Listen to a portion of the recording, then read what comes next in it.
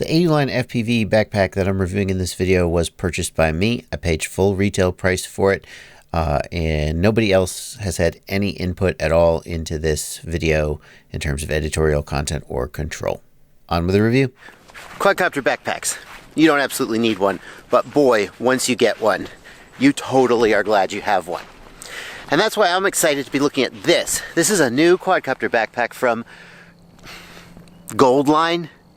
They spell it AULine. AU is the chemical symbol for gold, but the company's named AULine, but it's spelled AULine.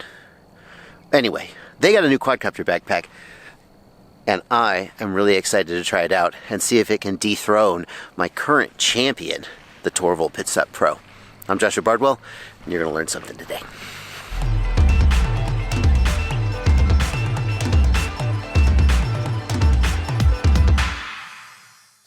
Before we get into this video, I want to tell you that the Torvol Pitstop Pro has been my go-to backpack for probably 2 years now. I think it's great. I've got a review of it up on my channel, and before you buy any other FPV backpack, I feel like you owe it to yourself to at least go check that one out.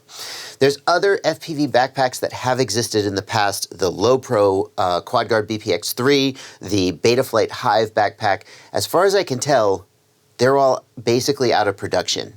Not 100% on that, but 90, as far as I can tell. So I think the Torvol Pitstop Pro is the one to beat. And that's why I'm so excited to see the AULine. Because, I've been using the Torvol Pitstop Pro for 2 years. I'm ready for something new. And as much as I like it, there are a few things about it I don't like. So let's see if the AULine can beat it. And the first thing I really like about this bag is the number of straps on the outside. Most quad bags are designed to have equipment, specifically quadcopters, strapped to the outside. And the Torvol basically only has 2 straps, and so it can be a little hard if you're going to get 2 or 3 quads on the back to actually make them fit. These guys, there's 1, 2, 3, 4, and it gives you a lot of flexibility in how you're going to mount a quad. Like, let's say on the Torvol, you kind of have to use the bottom strap. And that means that it can be a little tricky to keep the quad from kind of sagging off the bottom. But on the AULine, you just have the flexibility to do it. Like, I'm not going to use that one. I'm going to use this one, and we'll just put it here. Or maybe if I have 2 quads, you could just do it however works best for you. I'm a big fan of that. The buckles on the straps are also pretty interesting. They're magnetic. There's a magnet in here, and it kind of pulls itself together, and then you squeeze and release. I've never seen anything quite like that, but it is pretty nice how it kind of slides together. On the side of the bag, we have these 2 pouches, and they do open upwards. The bag is designed to lay on its back and open out, and for an FPV bag, a lot of backpacks are designed to be upright when you're accessing them. But FPV bags, typically you'll get to where you're going, you'll lay them down, you'll flop them open, and you'll do your thing. So I always like it when they make these open upward, and so all your stuff doesn't fall out on the ground. On the far side, we've got this, which is oftentimes portrayed as a tripod holder. You can put a water bottle or anything else in there as well. And we've got some, looks like molly webbing, sort of. Is that how you say it, molly? I think it is. And this little strap here to help you hold, if you do have a big tripod, to help you strap it against the bag. In addition, there's another patch here where you can put stuff. I would probably put props in this big outside bag pouch. I usually will put props in there because I'm going to get at them quickly and easily. On this side, on the back, there's a zipper for the laptop sleeve. You get a laptop in there. Usually these will hold about a 15-inch size laptop, but probably not a big 17-inch. It is padded, and I do like when backpacks put the laptop up against your back. I feel more secure having the laptop up against my back than sticking out on the outside like some backpacks do it. I also like that you don't have to open the backpack in order to get it out. The side entry versus the top entry on the Torvol, it's 50-50 on that one. I don't really have a strong preference either way. Here on the back, there's plenty of padding. And there's also a buckle here for a waist strap. I personally don't use a waist strap because most of the time when I'm going somewhere, I'm not like hiking. I'm just going like from the car to wherever we're flying. But those times when you do actually have to hike somewhere, a waist strap is a really good way to take some of the weight. I mean, that's why all hiking packs have waist straps. I just don't want the waist strap on there most of the time because it makes me look like a nerd. Now, on my Torvol, I literally cut off the little tabs where the waist strap attaches, just because I never was going to use it and they were just getting in the way. I totally dig that Goldline has made it removable. I'll show you the waist strap in a minute. It's actually inside the pack right now. I totally dig that they've made it removable like this, so these are not going to get in the way. They're not going to really bother me too much. I can take it off when I don't want to look like a nerd, but if I'm actually go hike somewhere, I can put it on. Dig it. I actually asked Torvol if they could do this, and they said that they, well, I don't want to misquote them, but basically they didn't think it would work or didn't think it was a good idea. I think it had to do with the amount of weight they expected people to be carrying. They were like, look, if it's held on by a buckle, it's not going to be able to do its job. I guess we'll see if that's true. Here on the top of the bag, we have another strap here. We could put another quadcopter up here perhaps, or whatever else. And we have this opening for this top container. Now, one use for this container would be you could put a quadcopter in there. Sure, I've seen some people say they do that. You can also put your controller in there, and that's probably what I would do. The controller is one of the more delicate things you're going to throw into a backpack, and rattling around, even in the padded inside, sometimes you can get your switches knocked or something. People are a little worried about it. The controller can easily fit in there, even with the crossfire antenna on, and there's a strap here for, you can strap it down if you want to kind of hold it in place, no problem. And in addition, it comes with these little padded things with Velcro on the back, and you're going to put them on top of anywhere you want to protect, like maybe you want to protect the screen or something. And then you're going to close the lid, and then they'll stay in place. When you close the lid, it'll cover and protect the things you want to protect. And one of the big questions people always ask is, will it hold a Spectrum radio? Spectrum radios are some of the bigger ones you can get. They have the sticky outy antenna that doesn't fold down, and sure enough, it pretty much will. Yeah, that'll go in there. I would be fine with that. Gimbals are, it's going to squish the gimbals a little bit, but it pretty much will. Well, speaking of the inside, let's get inside it. And we'll find in here a rain cover, some extra little bungee thingies, and a whole bunch of other, see that in a minute, a whole bunch of other dividers and so forth. Here's the waist strap. You can see it's got some big padding here. In addition, it's got some little fanny pack style containers. You could put something in. If you're going to look like a nerd, you may as well look like a nerd with a fanny pack.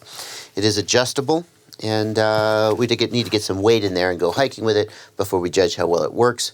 And we'll do that before the end of the video. Now, when I first got this backpack, I was kind of confused about these things. What the heck are they? They don't have any Velcro to stick to the sides or anything. And these are reinforcing panels for the sides. And I guess they're just saving a little money on labor by making you install them. It's not that big a deal. But when I went to install them, I wasn't quite sure how it was supposed to go. So let me show you. Now, first we've got this one, and it kind of tapers toward the side, and that is for the cover. We're going to unzip right here at the very top of the cover, and we're just going to slide that in. And it's a little tight. They're designed to be a little tight. So when I first tried to do this, I thought I must be doing it wrong, but no. It's just really snug. You have to kind of fold it a little, and it will settle in there.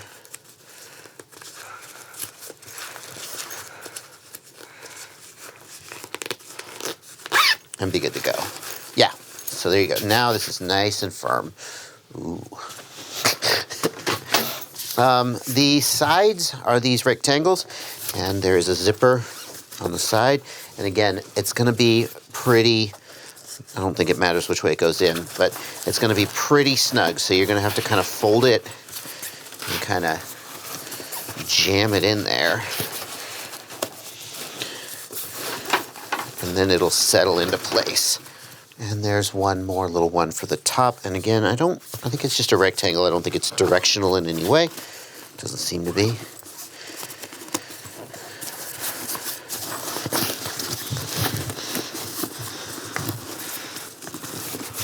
Oh yeah, now we got a much stiffer and more stable backpack to install our dividers.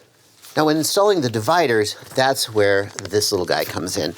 This is really clever. So one of the challenges of getting Velcro dividers installed is that the Velcro is constantly sticking all over the place and you can't get everything easily placed just how you want it. So what you're gonna do is take this guy and put it up against one side and the back. And it's gonna prevent them from, does it go sideways? Maybe it goes sideways, yeah, there we go. It's going to prevent them from sticking except on one side. You can get everything laid out how you want it. Pretty slick. Now, this is the part where you get to express your creativity. And it can also take a little time, especially if you've never had a backpack like this before, to figure out the optimal way to set up the dividers.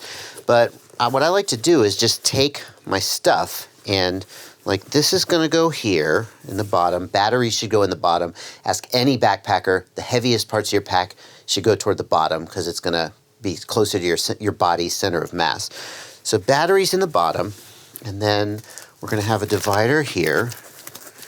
And I think the dividers work best if they are pulling down on the Velcro. So you're going to want to mount the Velcro like this, not like this. That's just my opinion. And what we can do is, this one goes towards the back, and we can just set that in there. And this sheet here will help keep the back and the other side from sticking until we're sure things are where we want it. Well, the next thing we're going to do is take all the stuff out of my Torvol and figure out where it's going to go into this gold line, because this is going to be used as my backpack for a little while, so that I can give you guys an impression of what it's like to live with on a day-to-day basis. And this here is it's a ThinkTank cable management bag. They're like $20. It's a total splurge, but they're super nice little bags. And I have tools in one, and I have soldering supplies in the other. And usually those would go up here. That's where I normally have them. So I think what I'm going to do is I'm just going to take this second shelf and put it up here. I've got a third one that I put my GoPros in. So one of the things I like to think about when figuring out the layout of a pack like this is which stuff am I going to want to take out of the pack and take with me somewhere else, and which stuff is going to stay in the pack. The stuff that stays in the pack doesn't need a separate bag. It just goes in the pack. You're just adding complexity by putting it in a bag and then in the pack. But for something like this, my GoPros, I don't want my GoPros rattling around loose in here, because sometimes I want to grab my GoPro bag and have all my ND filters and my batteries. Maybe I want to take that somewhere. So I put them in a separate, I have set my bags up before with the GoPros rattling around loose. And then sometimes, then you just have to reach in the bag to get them. That's just however you want to personally set it up. Now, I do see that the height of this is going to need to be adjusted slightly. Let's put this like here. Oh, and it is going to stick to the top as well, so be it. So that's going to have to come up to stick here. That's fine. You got a big section right here. Maybe that would be a good fit for my DJI goggles. They take up some space. Yeah, that's a good fit. That's fine. It's going to work fine. And at this point, I think these are pretty much where I'm going to want them. So I'm going to go ahead and pull this divider out and kind of let these shelves seat into place. Let's see how I've done. Yeah, that's pretty good. And of course, you can shuffle them around. You can just go through and work the Velcro around if you need to, but that's pretty good. So then I've got a couple more dividers here to think about what I'm going to do with them. They're going to be, is that going to be the right height? Yeah, that's going to be about right. You'll notice I haven't designed this to have any quadcopters on the inside of the bag. Of course, you could do that. There's various ways you could think about doing that. You probably want to have them laying flat here, or maybe if they're micros, you could put them in bookshelf style. I almost always carry my quadcopters on the outside of my bag, just because I usually fill up the inside with stuff. So that's how we're going to do it. If you do a lot of traveling, like by plane, and you need to put your bag in an overhead compartment, I think this is overhead ready, then you would want to pay more attention to having your quadcopters on the inside. It won't surprise you to learn that I often travel with both analog and digital goggles. So let's put the Orcas here. Got a little wasted space there. Kind of don't like that. Have to think about what to do about that. Yeah. Obviously this is gonna drop in here. That makes sense. We could put this battery in there, like a spare battery. I don't love it. There's a little bit of dead space there. Might be a better way to organize that, I'm not sure. Just went back to my Torvol. This is an 18650 case. I use 18650s for my goggles. And we got a ton of room left here, which I'm not even sure I'm gonna fill up, but let's go through the rest of the stuff that's in my Torvol bag that I take with me when I fly. These are a handful of various adapters. That's a USB OTG adapter for your phone. That's a camera adjustment joystick. This is an AV out plug for your goggles, and this is a little adapter that lets you test an analog camera by plugging it into a screen of your goggles. I don't use these terribly often. Let's see if they would make sense in here. They could definitely go somewhere else since I don't use them terribly often. No, I'm changing my mind on that one. I want this stuff to go here. This stuff is my spare parts, some wire, an XT30, an XT60, some electrical tape, some spare antennas. I used to have a spare camera in there, but I used it. Antennas, coaxial cable, etc. That's going to make a lot of sense right there because I can see it all and get at it, but it's also held flat. It's not loose in the bag rattling around. And a spare Crossfire Immortal T just in case. Is that going to close up? Is that going to zip up, or is that going to be too much sort of pressure? I think that's going to be okay. Yeah, I don't know. I have to feel it out and see how it ends up working. You may be saying, why don't I just put that in some of this dead space here that I'm not using? Well, I like to keep it closed. The pressure here will hold it all closed and keep it from falling out all over my backpack. This loose stuff can just go in here, I suppose. Well, I usually like the top one to be quickly accessible. This stuff isn't going to get used much. So let's stuff it in the bottom here where I may not get at it as often. I'll usually put like my USB phone charger, my SD card holders. I'll stuff those up here. My camera batteries. Let's see here. I like those to be on the outside of the bag because I might need to get at them while I'm shooting or something to change my camera battery quickly. So we'll put them there. Got an SD card reader. Got some USB cables, phone charger. I guess they're going to go down there. And over on this side, a bunch of props.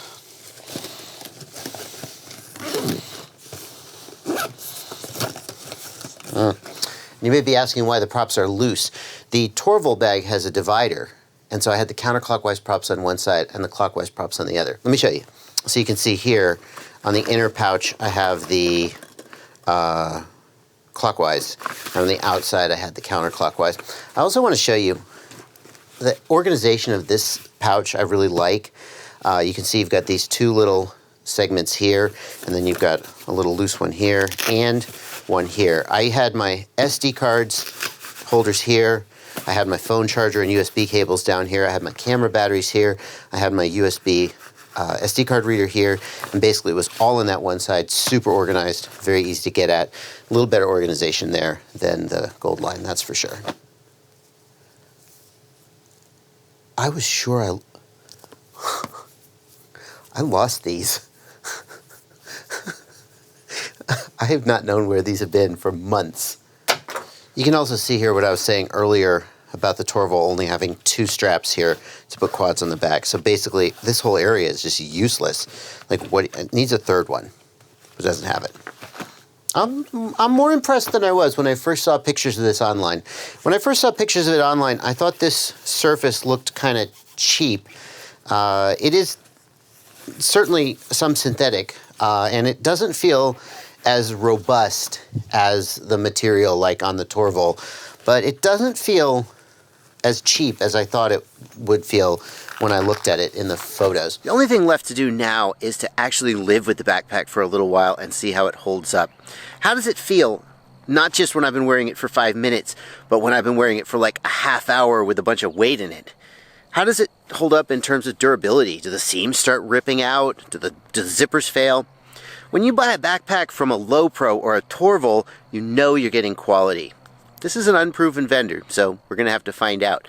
And in fact, let's skip ahead to Joshua from the future and see how it did. I can say this. It's better than I thought it was going to be. That's for sure. I find it completely comfortable to wear for a half hour at a time. No major deal breakers in terms of its ergonomics. I will say that the way the controller pouch is on top means that it rides a little, like always kind of feels like somebody is right behind you. It rides a little higher than other backpacks I have used. Get a bug in the face, which took a little getting used to, but I didn't find it to really be much of a deal breaker. These magnetic buckles on the back, they are a little too easy to undo. Like they just slide together so easily and it's so cool, just snicked like Wolverine's claws. But if something bumps up against it, like I'm gonna put some pressure on it, and if something bumps up against it, see how it's now come undone and it's only holding on one? So it's surprisingly common as you're carrying your backpack around to bang into things. And especially as I was handling it, it was really easy to bump those and have them come undone. I didn't feel 100% confident.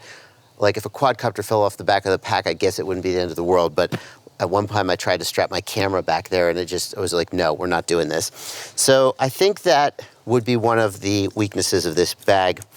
The waist strap, Torvol was probably right in that to really make a waist strap effective, you need it to be like much more padded and much more attached to the backpack. But it's better than no waist strap.